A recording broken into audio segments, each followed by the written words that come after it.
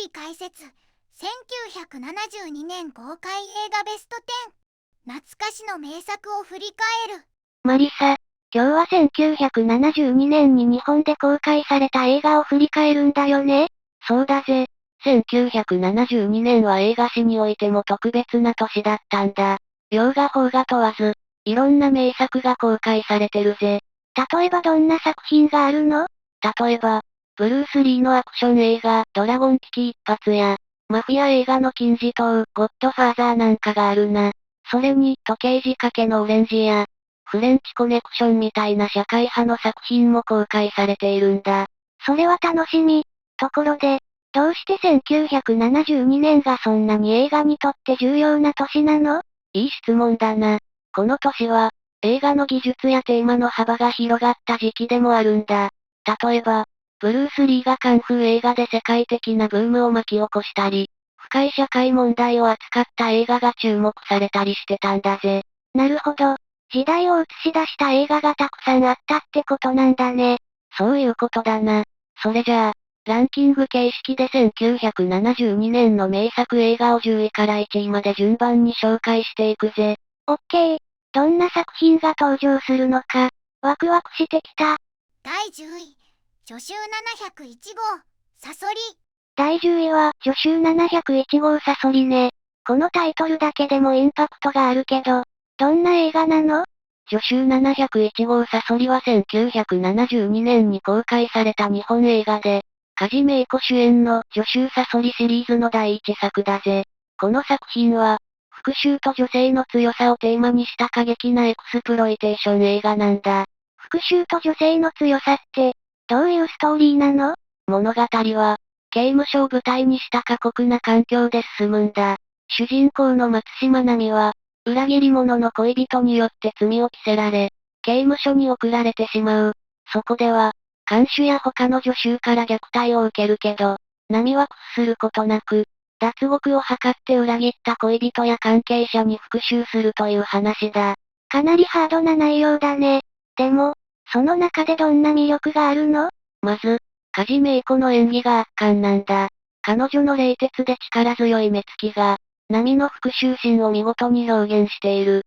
それから、独特の映像美や音楽もポイントだ。奈美が青い着物を着て鋭い目で睨む姿は、今でも日本映画の名シーンとして語り継がれてるぜ。ビジュアルのインパクトもすごそうね。他にはどんな要素が注目されてるの？この映画は社会の不条理や女性の抑圧に対するメッセージも込められてるんだ。単なるエンターテインメントじゃなくて、当時の社会問題を背景にした深いテーマがあるんだよ。奈美が受ける暴力や不当な扱いは、観客に強い印象を与えたんだ。それに、シリーズ化されるほど人気だったんだね。そうだ。この映画は大ヒットして、助手サソリシリーズとして4作品が制作された。特に、梶芽衣子の代表作として今でも多くの映画ファンに愛されているんだぜ。それはすごい。この映画は見逃せない名作だね。その通り。それじゃあ、次の第9位に行こうか。第9位、時計仕掛けのオレンジ。第9位は、時計仕掛けのオレンジね。タイトルからしてなんだか不思議な感じだけど、どんな映画なの？時計仕掛けのオレンジは、1971年に公開されたスタンリー・キューブリック監督の作品で、日本では1972年に公開されたんだ。この映画は、アンソニー・バージェスの同名小説を原作にしていて、暴力や倫理をテーマにした衝撃的な作品だぜ。暴力や倫理って、どういうストーリーなの？物語は近未来のロンドンが舞台だ。主人公のアレックスは、若者グループのリーダーで、無差別な暴力や犯罪を楽しむという非道な生活を送っている。でも、ある日仲間の裏切りで逮捕されて、更生プログラム、ルドビコ療法を受けることになるんだ。この療法は、暴力を嫌悪するように脳を強制的にプログラムするもので、彼の自由意志を奪うものだった。自由意志を奪うって、それはそれで怖い話ね。でも、どうしてそんな療法をテーマにしたの？それがこの映画の問いかけなんだ。暴力を制御するために人間の自由を奪うことは正しいのかってね。アレックスは更生したように見えるけど、それは本当の意味で人間的な変化とは言えない。観客に倫理的なジレンマを投げかけてくるんだよ。それってすごく考えさせられるテーマだね。でも映画の雰囲気はどうなの？映画全体が独特なスタイルで構成されているんだ。例えば、カラフルなセットや未来的な衣装、そしてクラシック音楽を大胆に使った演出が特徴だぜ。特にアレックスが大工交響曲を愛しているという設定が、暴力的なシーンと音楽を対比させる役割を果たしているんだ。クラシック音楽と暴力の組み合わせって、なんだか奇妙だけど、すごく印象に残りそうね。まさにその通り。この映画は単なる娯楽映画じゃなくて、映像、音楽、そしてテーマのすべてが観客に強烈な印象を与える作品なんだ。それなら、一度見てみたい。次の作品も楽しみだね。ああ、それじゃあ次は第8位に行こうぜ。第8位。ラ・マンチャの男。第8位は、ラ・マンチャの男ね。なんだか勇敢な冒険をイメージしちゃうけど、どんな映画なの？ラ・マンチャの男は、1965年のブロードウェイミュージカルを元にした映画で、日本では1972年に公開された作品だぜ。セルバンテスのドン・キホーテを題材にしていて、夢と現実が交錯する感動的な物語なんだ。ドン・キホーテって、自分を騎士だと思い込んで冒険に出る人だよね？そう、物語は、牢獄に囚われた作家セルバンテスが、自分の裁判を模擬的に演じる中で、ドン・キホーテの物語を語り始めるんだ。彼は老いたアルフォンソ・キハーナが、ドン・キホーテという名前で騎士になりきり、巨人と信じた風車に挑むなど、幻想的な冒険を繰り広げる姿を描いている。幻想と現実が混じり合ってる感じなんだね。でも、それがどう感動的なの？ドン・キホーテは周りから笑われることが多いけど、彼の言動には夢や理想を貫く信念があるんだ。それが従者のサンチョパンサや、現実的な視点を持つ人々に少しずつ影響を与えていくんだよ。そして、ドン・キホーテの信念は観客にも勇気を与えるんだ。なるほど。夢を追い続ける姿が人の心に響くんだね。それに、この映画は音楽も素晴らしいんだ。特に、見果てぬ夢という楽曲は、この作品のテーマそのもので、夢に向かう決意や希望を歌い上げている。この曲は今でも世界中で愛されているんだ。音楽も印象的なら、物語と合わせて感動が倍増しそうね。そうだな。そして、主演のピーター・オプールとソフィア・ローレンの演技も見どころだぜ。二人の存在感が、映画全体をより深みのあるものにしているんだ。そんな素晴らしいキャストと音楽なら、絶対見る価値がありそう。その通りだぜ。ラ・マンチャの男は、どんな時代でも人々に希望と勇気を与える映画だ。それじゃあ、次の第7位に進もう。第7位。影狩り。第7位は、影狩りね。時代劇っぽいタイトルだけど、どんな映画なの？影狩りは1972年に公開された日本映画で、原作は斎藤隆夫の同名漫画だ。舞台は徳川幕府の時代で、幕府の権力や隠密、そしてそれに立ち向かう浪人たちの戦いが書かれているんだぜ。浪人たちが戦うっていうのがポイントなの？その通り、主人公は室戸十兵衛、日光、月光の御人の浪人たちだ。彼らは幕府の隠密影に家を改易された浪人で、金で雇われて影を狩る影狩りとして活動しているんだよ。影を狩るって、つまり幕府の隠密と戦うってこと？そうだ。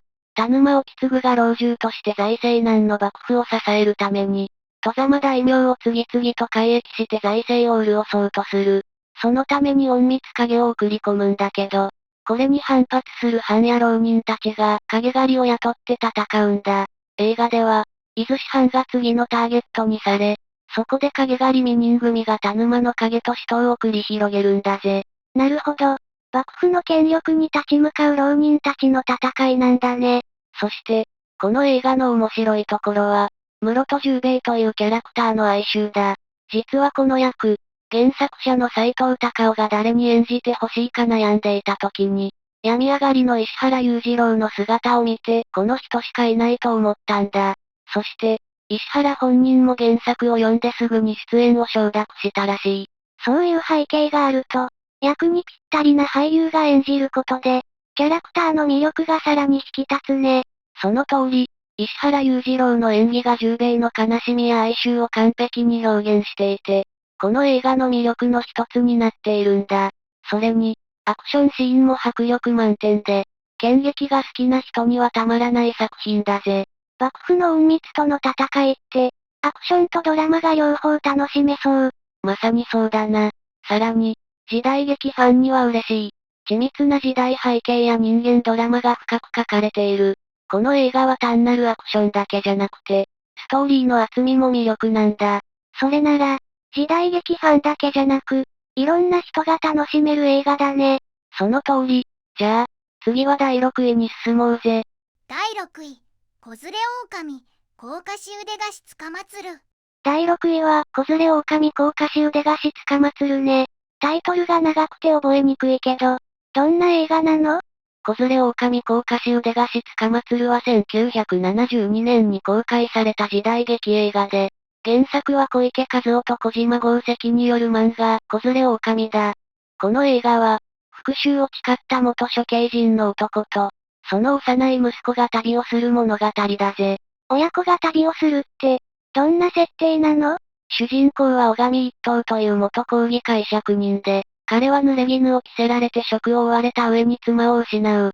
彼は息子の大五郎を連れて旅をしながら、裏切った柳生一族への復讐を誓うんだ。同時に、用心棒として腕を貸しながら生活しているから、甲賀し、腕を貸しというタイトルがついているんだよ。それって、すごくハードな人生を送ってる親子だね。でも、どんな魅力があるの？この映画の一番の魅力は、小上一刀の剣術の凄さと、彼が愛する息子を守りながら戦う姿だな。一刀が使う仕込み武器や戦闘シーンの迫力が、見る人を引き込むんだ。それに、幼い大五郎の無邪気さとの対比がドラマチックな効果を生んでいる。親子の絆とアクションが同時に楽しめるんだね。他にはどんな見どころがあるの？物語は単なる復讐劇じゃなくて、父親としての一刀の葛藤や、大五郎が何も知らずに生きる姿が切なく書かれているんだ。それに、原作漫画のダークな世界観を忠実に再現していて、時代劇の枠を超えた作品として高い評価を受けている。キャストも気になるけど、誰が演じているの？小上一刀を演じているのは若山富三郎だぜ。彼の渋い演技と剣術の迫力が一刀そのものを体現していると言われている。それに、大五郎を演じた富川明宏の可愛らしさも印象的だ。親子の絆が書かれると、見終わった後に心に残りそうだね。その通りだな。子連れ狼シリーズは、アクション、ドラマ、そして親子愛の全てが詰まった名作だ。この第一作目は特に評価が高いから、ぜひ見てみてほしいぜ。わかった。次の作品も楽しみだね。じゃあ、第5位に進もうか。第5位、黒いジャガー。第5位は、黒いジャガーね。なんだかクールなタイトルだけど、どんな映画なの？黒いジャガーは1971年に公開されたアメリカ映画で、現代はシャフトだ。日本では1972年に公開されて、ブラックスプロイテーション映画の代表作として知られているんだぜ。ブラックスプロイテーション映画って、どういうものなの？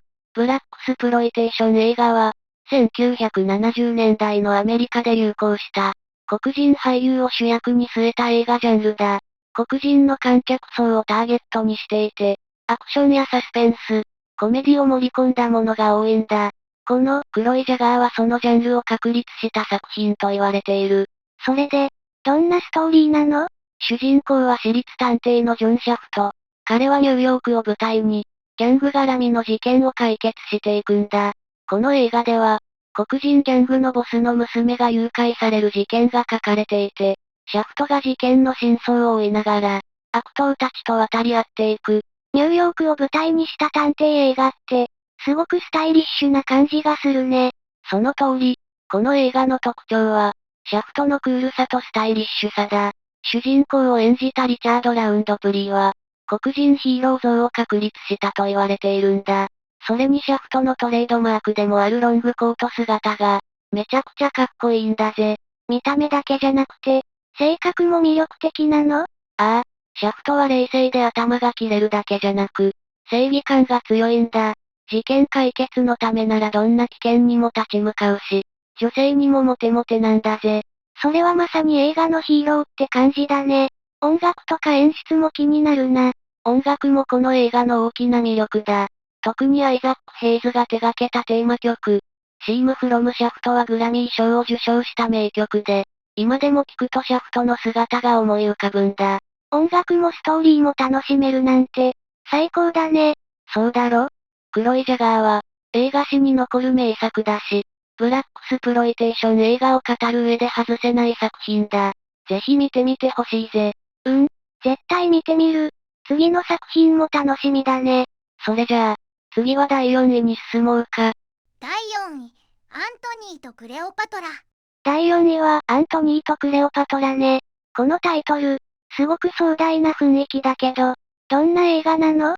アントニーとクレオパトラは1972年に公開されたイギリス映画で、シェイクスピアの悲劇を原作にしている作品だぜ。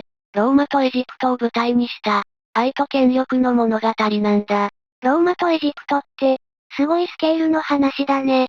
でも、どんなストーリーなの？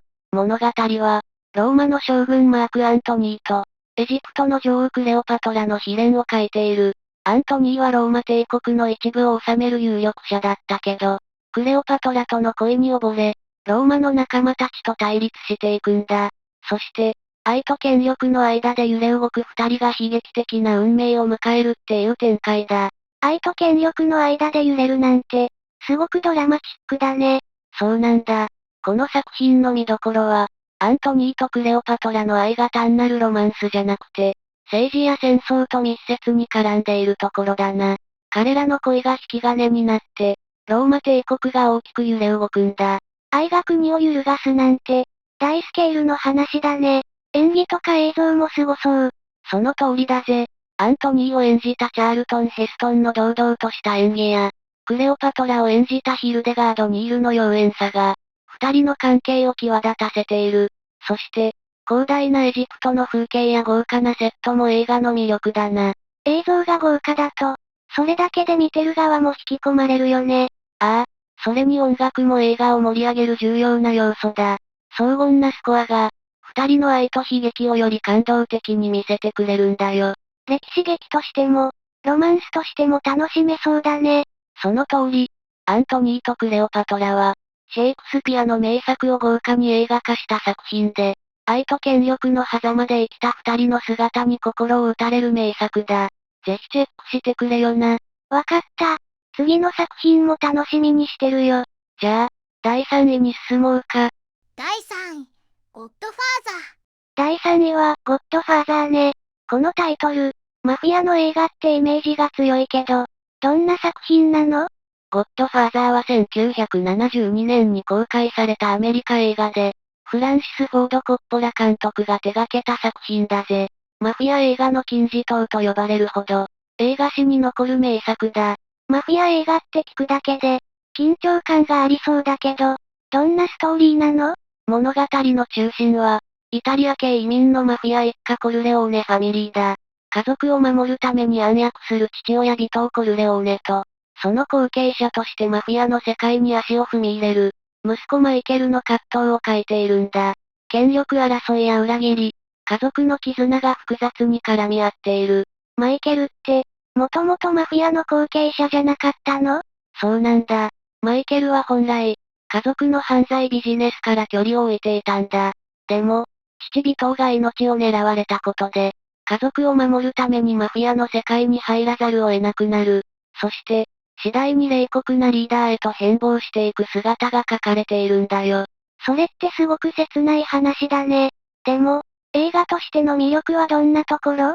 まず、演技の迫力がすごいんだ。ビトーを演じたマーロン・ブランドのカリスマ性や、マイケルを演じたアルパチーノの変化する表情は圧巻だぜ。それから、映画の雰囲気を作り出している撮影や音楽も大きな魅力だ。ニーノ・ロータ作曲のテーマ曲は一度聴いたら忘れられない名曲だよ。映像も音楽も最高なんだね。他には何か注目するポイントがあるの？この映画は単なるマフィアの物語じゃなくて、家族の絆や移民の苦悩といったテーマも書かれているんだ。犯罪や暴力が書かれる一方で、家族を大切にする姿が対照的で、見る人に深い感動を与えるんだぜ。それなら、ただのアクション映画じゃなくて、ドラマ性も楽しめる作品だね。その通り、ゴッドファーザーは、アカデミー賞の作品賞を受賞した映画史に残る傑作だ。もし見たことがないなら、この機会にぜひチェックしてみてくれよな。それじゃあ、第2位に行こうぜ。第2位、フレンチ、コネクション。第2位は、フレンチコネクションね。タイトルからして、ちょっとスパイっぽい感じがするけど、どんな映画なの？フレンチコネクションは1971年に公開されたアメリカ映画で、日本では1972年に公開されたんだ。実話を元にした犯罪映画で、アメリカに密輸される、フランス発のヘロイン取引を追う刑事たちの活躍を書いているぜ。実話が元になってるなんて、リアルな緊張感がありそうだね。そうなんだ。この映画はニューヨーク市警察の刑事、ジミー・ポパイドイルとバディのクラウディが主人公だ。彼らは巨大な麻薬組織を追跡して、捜査のために命がけの潜入や追跡を行うんだ。どんなスリリングな展開があるの？一番有名なのは、ニューヨークの高架鉄道で繰り広げられる追跡シーンだな。ポパイが車で列車を追いかけるアクションは、今でも映画史に残る名場面とされている。これが実際の事件を元にしているから、リアリティが半端ないんだ。追跡シーンがそんなにすごいなら、それだけでも見る価値がありそう。それだけじゃないぜ。ポパイを演じたジーン・ハックマンの演技も見どころだ。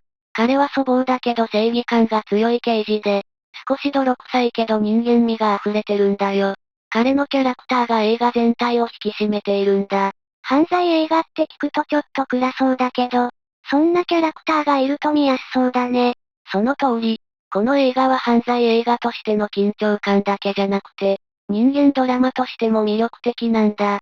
それに、映画全体のテンポが良くて、一瞬も目が離せない展開になってる。音楽や映像も気になるけど、どうなの？映像はニューヨークの街並みをリアルに描いていて、まるでその場にいるかのような臨場感がある。そして音楽も、場面にぴったりの緊張感を高める効果があって、映画全体の雰囲気を作り上げているんだ。実話が元になって、映像も音楽も良いなんて、さすがに2位に選ばれるだけの理由があるね。その通り、フレンチコネクションは、アカデミー賞で作品賞を含む5部門を受賞した名作だ。この機会にぜひ見てくれよな。絶対にチェックしてみる。さあ、次は第1位だね。ああ、最高の作品が待ってるぜ。それじゃあ行こう。第1位、ダーティハリー。第1位は、ダーティハリーね。タイトルだけでも迫力があるけど、どんな映画なの？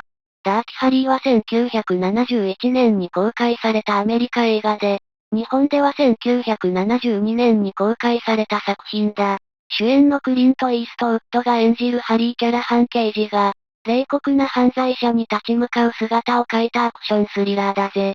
クリント・イーストウッドって、渋い演技が得意な俳優だよね。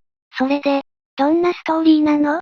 物語は、サンフランシスコを舞台にしているんだ。スコルピオという名前の猟奇的な犯人が街を恐怖に陥れる中、ハリー刑事はその捜査を任される。ハリーは型破りな捜査方法で知られていて、容疑者に強硬な手段を取ることもある。その姿が、彼のあだ名ダーティハリーの由来なんだ。